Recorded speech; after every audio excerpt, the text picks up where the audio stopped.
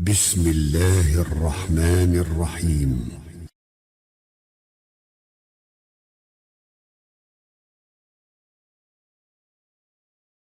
الحمد لله وكفى سلام على عباده الذين اصطفى رب ذو جلال کی نعمتیں انگنت بے شمار اور لا تعداد ہیں۔ انہی میں سے ایک بہت بڑی نعمت کہ اللہ کریم نے امت اسلام کو ایسے ایسے آسان اور سہل اعمال عطا فرمائے ہیں کہ ان کے کرنے میں کوئی دقت، مشکل، تھکاوٹ، خرچہ نہ ہو، لیکن ان کا اجر و ثواب انسانوں کے تصور سے بھی زیادہ۔ آج ایک ایسے ہی عمل کے حوالے سے اللہ مالک کی توفیق سے چند ایک باتیں عرض کرنا ہے، جس عمل کا کرنا بہت ہی آسان اور جس کا اجر و ثواب اور فائدہ ہم انسانوں کے تصور سے زیادہ، اور جن کے کرنے میں کوتاہی وہ آپ بعد میں خود فیصلہ کریں۔ اور وہ بات اور وہ عمل ایسا ہے کہ دین کے سب سے بڑے دشمن دو ہیں، مشرک اور یہودی، کہ یہودی جن باتوں کی وجہ سے اہل اسلام پر سب سے زیادہ حسد کریں، ان میں سے وہ ایک بات ہے۔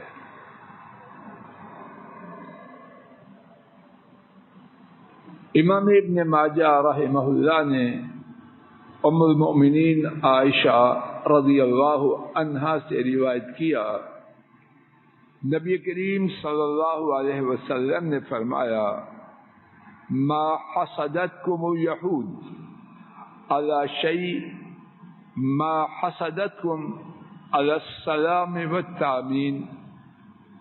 یہودی انہوں نے کسی چیز کی وجہ سے تم پر اتنا حسد نہیں کیا جتنا حسد سلام اور آمین کہنے کی وجہ سے تم پر کیا۔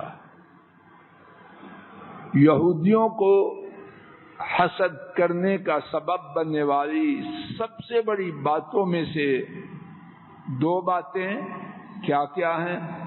مسلمانوں کا آپس میں سلام کہنا اور مسلمانوں کا نماز میں آمین کہنا۔ ان دونوں اعمال کی شان و عظمت کے بارے میں اور کچھ نہ ہو، صرف یہی ایک بات ان دونوں باتوں کے بہت بڑی نعمت ہونے کو بیان کرنے کے لیے کافی ہے۔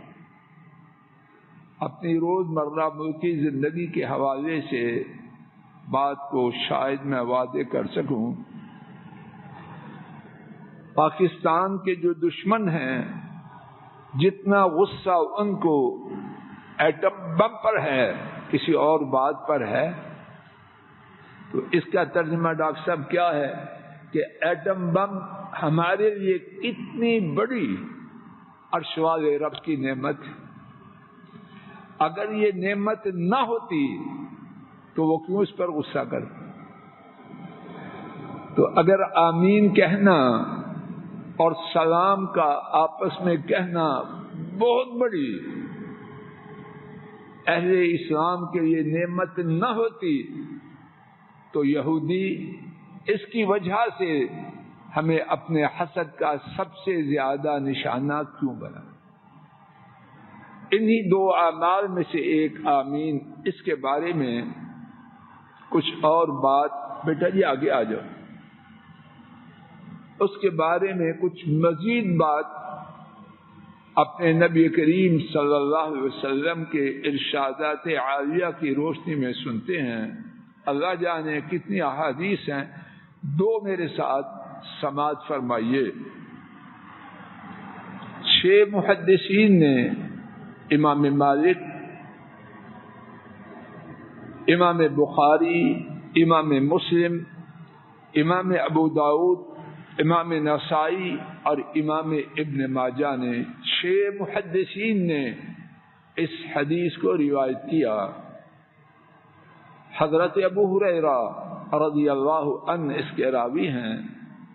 نبی کریم صلی اللہ علیہ وسلم نے فرمایا اذا قال الامام غیر المغضوب علیہم ولا الضالین، جب امام غیر المغضوب علیہم ولا الضالین کہے، فقولوا تو تم کہو آمین آمین۔ اب اس کے بعد اس کا فائدہ بیان فرمایا، فَإِنَّهُ مَنْ وَافَقَ تَأْمِينُهُ تَأْمِينَ الْمَلَائِكَةِ غُفِرَ لَهُ مَا تَقَدَّمَ مِنْ ذَنبِهِ، کیونکہ یقیناً جس کی آمین فرشتوں کی آمین کے ساتھ مل گئی، اس کے پہلے گناہوں کو معاف کیا گیا۔ اب یہودیوں کو جو حسد ہے وہ سچا ہے یا غلط ہے؟ ران صاحب، جو چیز میرے سب سے مسلمانوں کا سب سے بڑا دشمن مشرک اور یہودی، عیسائیوں سے بڑا دشمن، اب جو چیز ان کے لیے ہم پر حسد کا سب سے بڑا سبب ہے وہ 2 بیان کی، اور ان 2 میں سے ایک آمین کہنا، اور کیوں نہ ہو۔ اب جو نبی پاک صلی اللہ علیہ وسلم فرما رہے ہیں کہ اس کی وجہ سے کیا ہوتا ہے، صاحب کا گناہ معاف ہوتے ہیں۔ اور صحیح بخاری کی روایت میں ہے، جب تم میں سے کوئی آمین کہتا ہے، اللہ اکبر، اور فرشتے آسمان میں آمین کہتے، اللہ اکبر، کہاں زمین والے کہاں آسمان والے فرشتے، کوئی جوڑ ہے؟ رب کی رحمت ہے۔ فرمایا جب تم میں سے کوئی آمین کہے، قالت الملائکۃ فی السماء آمین، فرشتوں نے آسمان میں کہا آمین، فوافقت احداہما الاخری، ان میں سے ایک کی آمین دوسرے کی آمین سے مل گئی، یعنی زمین والے کی آمین آسمان والے فرشتوں کی آمین سے مل گئی، ایک وقت میں دونوں آمین کہی گئی، تو کیا ہوا، غفر له ما تقدم من ذنبه، اس کے پہلے گناہوں کو معاف کیا گیا۔ تو یہ نعمت چھوٹی ہے یا بڑی ہے، اور اس کو لینا چاہیے یا چھوڑنا چاہیے؟ مزید سنیے۔ امام مسلم سیدنا ابو موسیٰ الاشعری رضی اللہ تعالی عنہ سے روایت کرتے ہیں، انہوں نے بیان کیا، بے شک رسول اللہ صلی اللہ علیہ وسلم نے ہمیں خطبہ دیا، آپ نے ہمارے لیے ہماری سنتوں کو بیان کیا اور ہمیں نماز سکھلائی، اور ہمیں نماز سکھلائی۔ تو آپ نے فرمایا جب تم نماز پڑھو، یعنی نماز کے لیے کھڑے ہو، تو اپنی صفوں کو درست کرو۔ کچھ لوگ، اللہ پاک ان پر رحم کرے، ان باتوں کا ذکر کرنا کہتے ہیں یہ تنگ نظری ہے، کیونچہ مذہب ایسی کہتے ہیں تنگ نظری ہے، ان کو پتہ ہی نہیں۔ چلو چاچا تمہیں پتہ ہے، تم جا کے فلسطین فتح کر آؤ، پھر ہمیں آ کے بتاؤ۔ دین مکمل ہے اور اس کا ہر چیز، ہر حصہ قیمتی ہے۔ نبی پاک صلی اللہ علیہ وسلم خطبہ دیتے ہیں، سنتوں کی تعلیم دیتے ہیں، نماز کا طریقہ سکھلاتے ہیں، اور آپ نے فرمایا جب نماز پڑھو یعنی نماز کے لیے کھڑے ہو تو کیا کرو؟ اپنی صفوں کو درست کرو، اور تم میں سے ایک تمہاری امامت کروائے، اور جب وہ اللہ اکبر کہے تم اللہ اکبر کہو، اور پھر جب وہ غیر المغضوب علیہم ولا الضالین کہے تو تم آمین کہو، اور اس کے بعد دیکھیے کیا بات ہوگی، توجہ فرمائیے۔ اتنی بڑی بات پوری دنیا ایک پلڑے میں، اور وہ بات دوسرے پلڑے میں، انشاءاللہ وہ بات پوری دنیا سے باہری ہے۔ کیا ہے وہ بات؟ یجبکم اللہ، جب تم آمین کہو گے اللہ پاک تمہاری دعا کو سن لیں گے، تمہاری دعا کو قبول کرے۔ کیا دعا ہے؟ سورہ الفاتحہ میں دل چاہتا ہے تفصیل سے بیان کیا جائے، خلاصہ ہم آپ ہی سے مدد مانگتے ہیں، ہمیں صراط مستقیم کی طرف ہدایت دیجیے، ان کی طرف نہیں، ان کے طریقے کی نہیں جن پر آپ کا غضب ہوا، ان کے طریقے کی نہیں جو گمراہ ہوئے، یہود و نصارہ کی راہ نہیں، سیدھی راہ پہ چلانا۔ اور ہم آپ سے مدد مانگتے ہیں۔ مقتدی نے کہا آمین، صحیح مسلم کی حضرت ابو موسیٰ کی خطبہ پر بیان کی ہوئی نبی پاک صلی اللہ علیہ وسلم کی حدیث کیا ہے؟ یجبکم اللہ، جب تم آمین کہو گے، رفیق صاحب بات واضح ہو رہی، کیا ہوگا؟ اللہ کریم تمہاری دعا کو قبول کر لیں گے۔ اللہ کی مدد کا ملنا، صراط مستقیم کا ملنا، جن پر اللہ کی نعمتیں ہوئیں ان کے راستے کو پانا، اور یہودیوں اور نصرانیوں کے راستے سے محفوظ رہنے کی دعا چھوٹی ہے یا بڑی؟ ران صاحب جی آپ حساب کتاب کے آدمی، کوئی اس کے مقابلے کی چیز دنیا میں ہے؟ اگر کسی کو ایک طرف پوری دنیا دے دی جائے اور گمراہ بنا دیا جائے، اور دوسری طرف سائیکل بھی نہ ہو، اور ہدایت یافتہ ہونا مل جائے، کون سی قیمتی چیز؟ دو فائدے ہم نے سنے، ایک آمین کہنے سے فرشتوں کے ساتھ موافقت ہونے پر سابقہ گناہ معاف کیے جائیں، دوسری بات آمین کہنے سے کی ہوئی دعا قبول کی۔ اب آمین کیسے کہنا ہے اس کے بارے میں بھی اختصار سے چند ایک باتیں سن لیجیے، اور اسی پہ بات انشاءاللہ ختم ہوگی۔ 4 محدثین نے نوٹ فرما لیجیے، حضرات ائمہ دارقطنی، ابن حبان، حاکم اور بہقی۔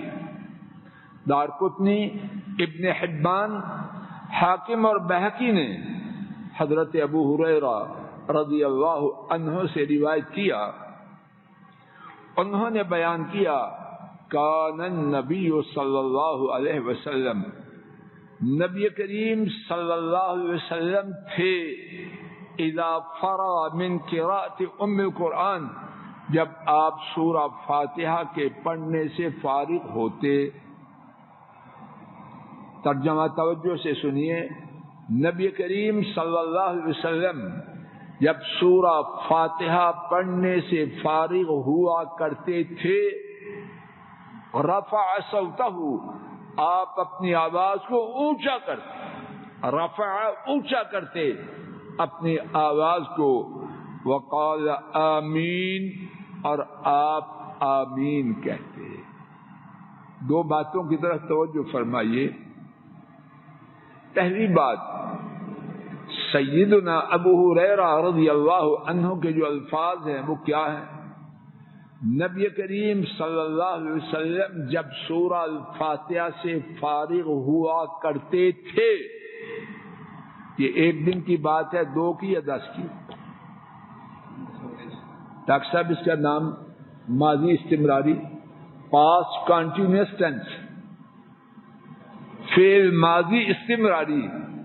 اور جو فعل ماضی استمراری ہوتا ہے وہ 1 دن 10 دن یا 20 دن کا کام ہوتا ہے یا زندگی کا دستور ہوتا ہے. ابو ہریرہ جو بیان کرتے ہیں سمجھتے تھے یا معاذ اللہ کیا تھے؟ وہ حدیث کے سب سے بڑے راوی. حضرات صحابہ میں کسی کی روایات اتنی نہیں جتنی سیدنا ابو ہریرہ کی، اور نبی کریم صلی اللہ علیہ وسلم نے ان کے حدیث کے شوق کی گواہی. حضرات صحابہ ان کی اس حیثیت کو مانتے تھے تو کیا بیان کریں. اور جن کی زندگی کا مسلمان ہونے کے بعد مشن ہی یہ تھا، نہ کاروبار کرتے نہ کھیتی باڑی کرتے، صبح و شام وہ جو صفہ ہے آج بھی ہے، وہ ان کا گھر، وہ ان کا بیڈ روم، وہ ان کا سب کچھ. اتنا کچھ مل جائے کہ چل سکیں، اور وہ بھی کب ملتا تھا؟ سارا دن 24 گھنٹے کے سکالر. کیا بیان کرتے ہیں؟ نبی کریم صلی اللہ علیہ وسلم جب سورہ فاتحہ پڑھا کرتے تھے آمین کہتے بلند آواز سے. اسی بارے میں ایک دوسری حدیث 2 محدثین نے، امام ابو داؤد اور امام ترمذی نے، حضرت وائل بن حجر رضی اللہ تعالی عنہ سے روایت کیا. فرماتے ہیں سمعت النبی صلی اللہ علیہ وسلم قرأ غیر المغضوب علیہم ولا الضالین فقال آمین ومد بها صوته. وائل بن حجر رضی اللہ عنہ بیان کرتے ہیں میں نے نبی کریم صلی اللہ علیہ وسلم کو سنا، آپ نے غیر المغضوب علیہم ولا الضالین پڑھا، آمین کہا اور اپنی آواز کو لمبا کی.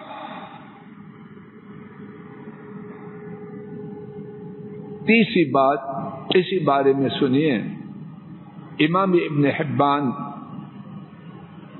بہت بڑے امام عطا بن ابی رباح رحمہ اللہ ان کی بات نقل کرتے ہیں. انہوں نے بیان کیا میں نے اس مسجد میں یعنی مسجد حرام میں 200 صحابہ کو پایا. ادرکت 200 من اصحاب النبی صلی اللہ علیہ وسلم فی هذا المسجد. مسجد حرام میں میں نے 200 صحابہ کو پایا. کیا کرتے تھے؟ اذا قال الامام ولا الضالین رفعوا اصواتهم بآمین. جب امام ولا الضالین کہتا تو وہ اپنی آوازوں کو آمین کے ساتھ کیا کرتے؟ رفعوا اونچا کرتے. 200 صحابہ کہاں؟ مسجد حرام میں. ہمارے ہندو پاک میں ایک بہت بڑے حنفی عالم مولانا عبد الحی لکھنوی گزرے ہیں. بہت بڑے عالم حنفی تھے. وہ اپنی کتاب موطا امام محمد کی شرح میں لکھتے ہیں رحمہ اللہ الانصاف الجح اقوى من حیث الدلیل. انصاف یہ ہے کہ اونچی آواز سے آمین کہنا دلیل کے حساب سے زیادہ قوت والا ہے. خلاصہ بہت بڑی نعمت جو اللہ پاک نے اہل اسلام کو دی وہ سلام اور آمین کہنا ہے. اور یہ آمین کہنا اس کے بارے میں نبی کریم صلی اللہ علیہ وسلم کے بیان کردہ 2 فائدے عرض کیے گئے. نمبر 1 آمین کہنے والا جب زمین پر آمین کہتا ہے، رب کے فرشتے آسمان میں آمین کہتے ہیں، اور دونوں کی آمین کہنے سے اللہ پاک کہنے والے کے سابقہ گناہوں کو معاف کرے۔ دوسرا فائدہ، آمین کہنے والا جب آمین کہتا ہے تو اللہ کریم کی طرف سے اس کے لیے یہ احسان ہوتا ہے کہ اللہ تعالیٰ اس کی دعا کو قبول فرماتے ہیں۔ گفتگو کا دوسرا حصہ یہ ٹھہرا کہ ہمارے نبی کریم صلی اللہ علیہ وسلم جب آمین کہا کرتے تھے، پہلی بات سورہ الفاتحہ پڑھنے کے بعد آمین کہتے، اور جب آمین کہا کرتے تھے اپنی آواز کو اونچا لمبا کیا کرتے تھے۔ اور اسی حوالے سے یہ بات ذکر کی گئی کہ امام عطا بن ابی رباح تابعی، انہوں نے بیان کیا، میں نے 200 صحابہ کو مسجد حرام میں پایا، جب امام آمین کہتا تو وہ اپنی آوازوں کو آمین کے ساتھ اونچا کرتے۔